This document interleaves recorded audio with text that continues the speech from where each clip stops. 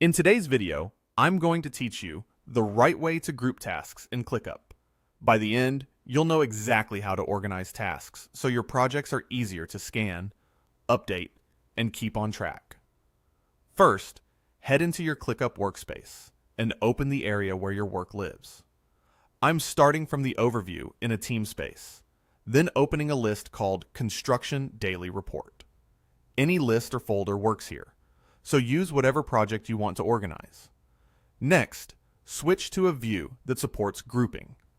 List View is the most straightforward for this walkthrough, and it gives you a clean, column-based layout. Once you're in List View, look to the top right for the group control, usually sitting near Sort and Filter. If you're on a smaller screen and don't see it at first, hover your mouse over that toolbar. ClickUp will sometimes tuck those options away until you hover. Click Group, and you'll see choices like Status, Assignee, Priority, Due Date, Tags, or even your custom fields. Pick the field that matches how you think about the work. For example, grouping by status gives you buckets like To Do, In Progress, and Complete, which is perfect for tracking progress. Grouping by assignee shows a section for each person, which is great when you're making sure no one is overloaded.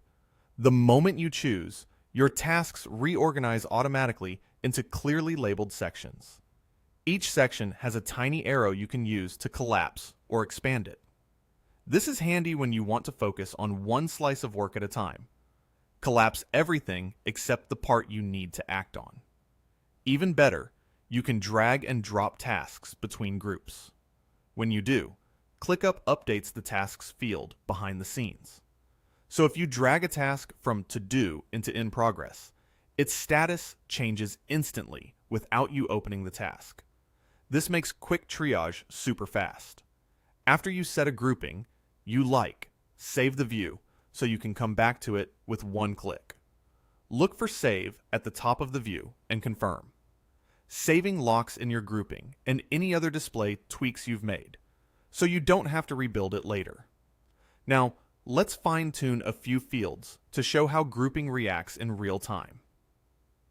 Open a task's status and move it to In Progress. If your workflow needs another stage that isn't listed, create a new status right from that menu, then save. This is especially helpful on complex projects where you want to separate something like Ready for Review from In Progress. Once you add it, your groups update to include that new section. You can also add a new task directly while grouped. Click Add Task within the list, give it a name, and save. Because you're grouped, the new task will appear in the relevant section based on the default or selected field values. For example, if the default status is To Do, it'll land in the To Do group automatically. While we're here, let's adjust a couple of key properties on a task. Open Task Type, set it to Milestone, and save. Milestones can be great anchors when you're using grouping to keep critical checkpoints visible.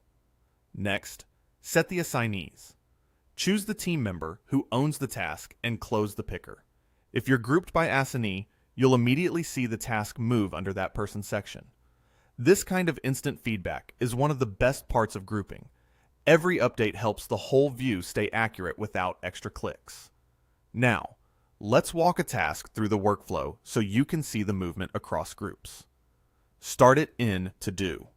Flip it to In Progress when someone begins work, and then move it to Complete when it's finished. You can do that by clicking the status on the task, or by simply dragging the task between the groups. Either way, the display updates on the spot. If you're collaborating with others, this also makes stand-ups and quick reviews smoother. No one has to hunt through long lists because the grouping shows the state of play at a glance. If you've adjusted a lot, maybe you added a status, assigned a task, and changed a type, save the view again. Saving keeps your layout consistent and ensures the grouping persists the next time you or your teammates open this list. A quick tip for power users. If your project relies heavily on timing, try grouping by due date to surface what's due today, tomorrow, and later this week. If you manage workloads, group by assignee to balance tasks. And if you track categories like task types or client tags, grouping by a custom field can pull those patterns into focus. You don't need to switch views. Just change the group setting and watch the organization adapt to your needs.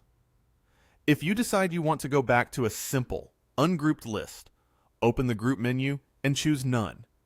Your tasks return to a flat list, and you can always reapply any grouping with a couple of clicks. That's the core workflow. Open your project. Switch to List View. Use the group control to organize by a meaningful field, collapse or expand sections to focus, drag and drop to update tasks instantly, and save the view so your setup sticks. Add tasks as needed, adjust statuses, assign owners, and refine fields like task type to keep your view accurate. When used this way, grouping turns a busy list into a dashboard you can act on immediately. Thanks for watching. If this tutorial helped you set up cleaner, more actionable views in ClickUp, don't forget to like and subscribe. I'll see you in the next one.